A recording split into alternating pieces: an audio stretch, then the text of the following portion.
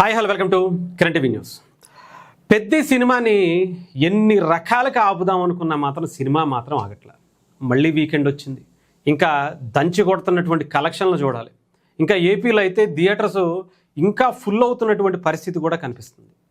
ముఖ్యంగా ఉత్తరాంధ్రలో చెప్పాను కదా, ఏ రేంజ్లో అసలు రామ్ చరణ్ గారి పర్ఫార్మెన్స్కి పెద్ద సినిమాకి ఫిదా అయిపోతున్నారు. ఇంకో కలెక్షన్స్ చూడండి. చూస్తుండగానే వారం రోజులు గడిచింది.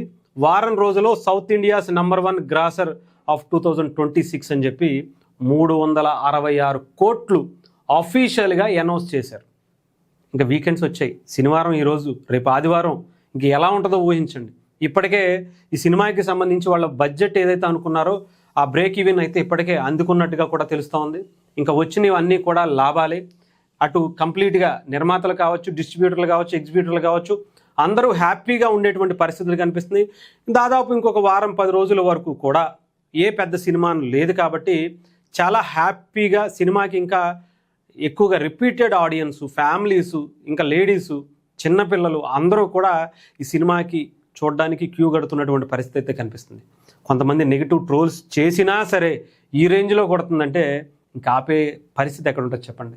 ఎంతమంది ట్రోల్ చేసిన సినిమాలు ఆ లేడీస్కి సంబంధించి కొంచెం బాగాలేదు, లేదని ఇంకొకటి ఏదో బాగాలేదని చెప్తున్నారు తప్ప రామ్ చరణ్ గారి క్యారెక్టర్ని, రామ్ చరణ్ గారి పర్ఫార్మెన్స్ని ఎవరు కూడా పేరు పెట్టేటువంటి అవకాశం కూడా లేదు. అలా కనిపిస్తుంది. సినిమా ఇండస్ట్రీ నుంచి కూడా కొంతమంది బయటకు వచ్చి ఈ సినిమా చాలా అద్భుతంగా ఉంది, రామ్ చరణ్ గారి పర్ఫార్మెన్స్ చాలా బాగుందని బయటకు వచ్చి ట్వీట్లు చేస్తున్నారంటే అర్థం చేసుకోండి. ఈ సినిమా ఎంత ఆపుదాం అనుకున్నా ఈ రేంజ్లో హిట్ అవుతుంది. ఇప్పుడు కూడా మనం బయటకు వచ్చి చెప్పకపోతే బాగోదు అని బయటకు వస్తున్నారా ఏంటో తెలియదు. కానీ మొత్తానికి సినిమా బ్లాక్ బస్టర్ అంటే బ్లాక్ బస్టర్ కాదు, ఒక రేంజ్ హిట్. 400 కోట్లు ఈ 2 రోజుల్లోనే దాటేటువంటి పరిస్థితులు అయితే కనిపిస్తున్నాయి. ఆ మార్క్ దాటిందంటే ఎవడెవడైతే నోరేసుకుని ఇష్టానుసారం నెగిటివ్ చేశారో వాళ్ళందరికీ ఈ కలెక్షన్లతోనే ఇప్పటికే అర్థం అవ్వాలి.